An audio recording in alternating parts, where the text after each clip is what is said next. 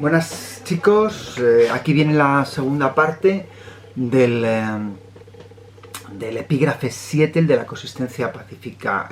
Ya la segunda parte de ese enunciado habla de la carrera espacial, pero eso lo voy a quitar, ¿vale? Lo único que voy a deciros que ya sabéis que durante los años 50, 60, entre los Estados Unidos y la Unión Soviética, pues hubo una carrera por a ver quién conquistaba la Luna. Los primeros que mandaron a un ser vivo al espacio van a ser los soviéticos, que mandaron a la perra Laika, pero los primeros en llegar en el Apolo 9 creo que era, o Apolo 10, se me ha olvidado, los primeros en llegar a la Luna, el primer hombre que pisó la Luna fue Neil Armstrong, ¿vale?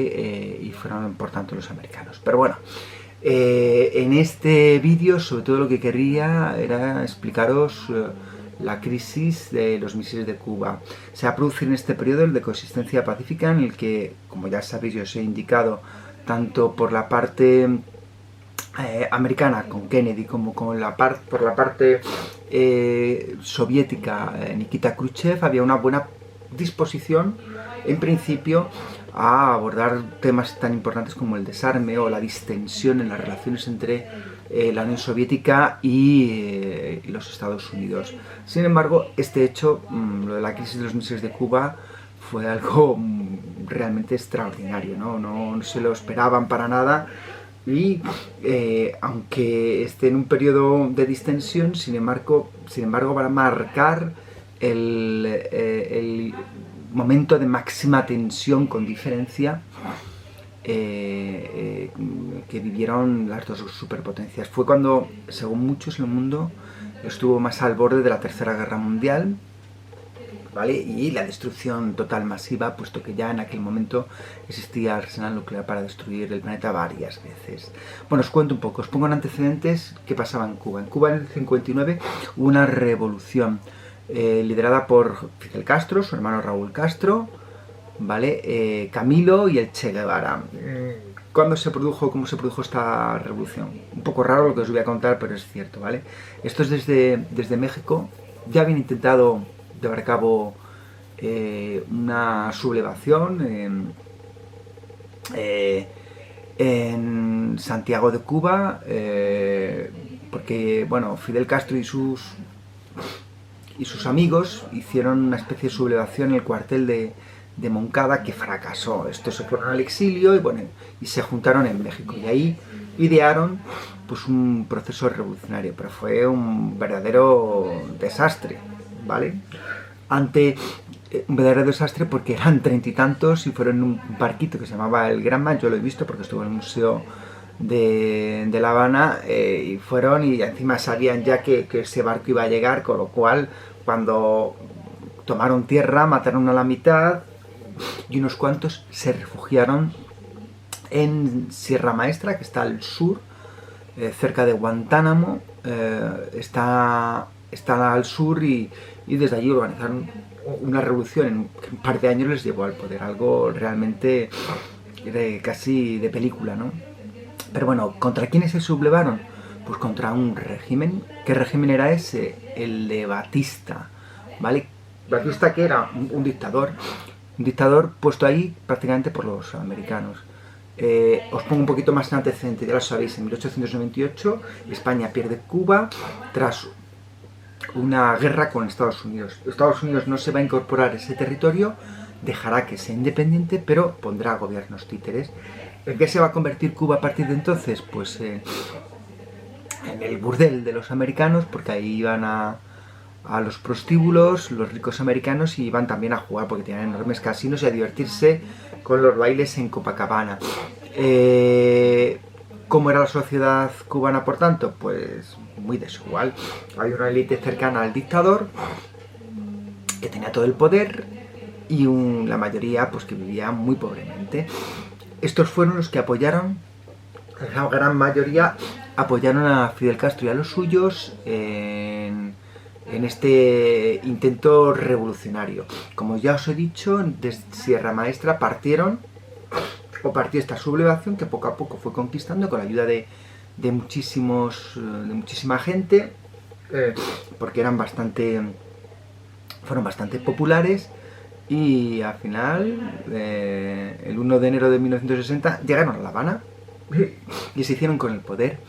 ¿Y qué hicieron a partir de entonces? A ver, lo primero, el más comunista de todos ellos era el Che Guevara, o el que tenía una idea más clara del socialismo era el Che Guevara, pero Fidel Castro, Raúl Castro y tal, aunque eran de posturas progresistas, sin embargo eran sobre todo nacionalistas, ¿vale? Y de hecho hubo un intento por parte de ellos, demostrado, de negociación con los Estados Unidos para ver cómo podían solucionar su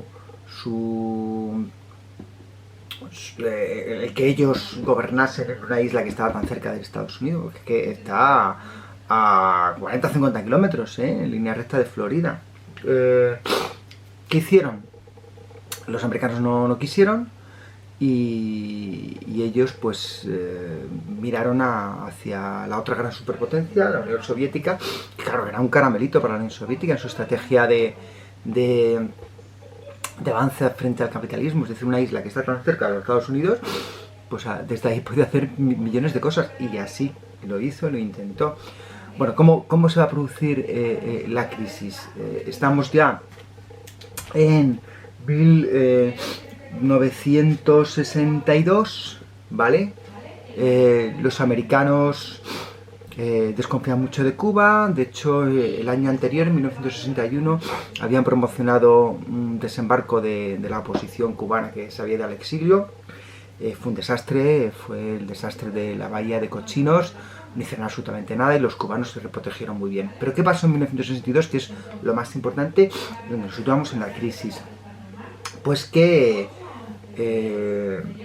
a ver, Cuba era fotografiada por satélite casi todos los días, ¿no? Había unos aviones espía que fotografiaban todo durante un periodo de tiempo. Perdón, estoy con la alergia. Fatal. Durante un periodo de tiempo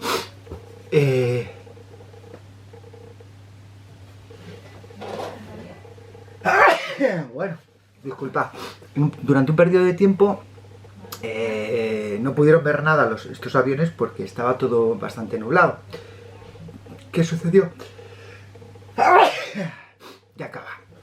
¿Qué sucedió? Pues que durante una semana, la semana y pico que estuvo nublado, ¿vale? Los cubanos debieron construir unas rampas para misiles que podían albergar cabezas nucleares.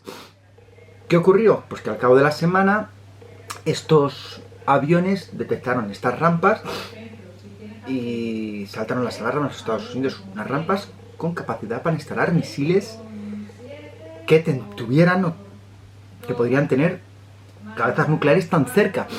Los soviéticos lo habían conseguido. Habían probablemente incluso trasladado en barcos estas cabezas nucleares. Esto todavía no se sabe claramente, ¿no? ¿Qué pasó? Que los americanos, Kennedy dijo, esto no puede ser, tienen que desinstalarlas y se tienen que deshacer de todas las cabezas nucleares porque esto no puede ser.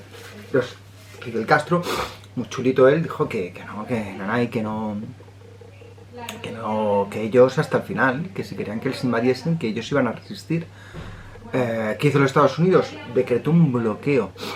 Un bloqueo significaba que dispuso alrededor de la isla de Cuba un montón de barcos que tenían la orden de detener cualquier barco procedente de la Unión Soviética con destino Cuba. Para que os hagáis una idea, Cuba dependía completamente de esta ayuda.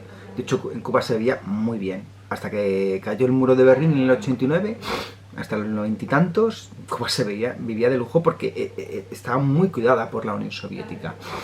¿Qué pasó? Pues imaginaos el avance de los barcos soviéticos, los barcos americanos ahí dispuestos a atacarles y al final no estalló la Tercera Guerra Mundial. Parece que Kennedy y Khrushchev, con el teléfono rojo que existía, un teléfono de comunicación directa entre los dos líderes, pues lograron al final llegar a un acuerdo y no se produjo la crisis de los misiles de Cuba. La situación sigue siendo la misma, ¿vale? Y lo único, ¿vale?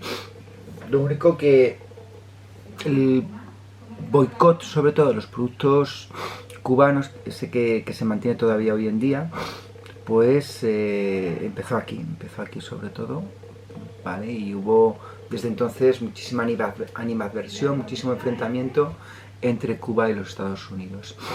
Y hasta aquí la explicación. Nos quedaría únicamente el último apartado, que es el final de la Guerra Fría, que ya os lo pondré en otro vídeo.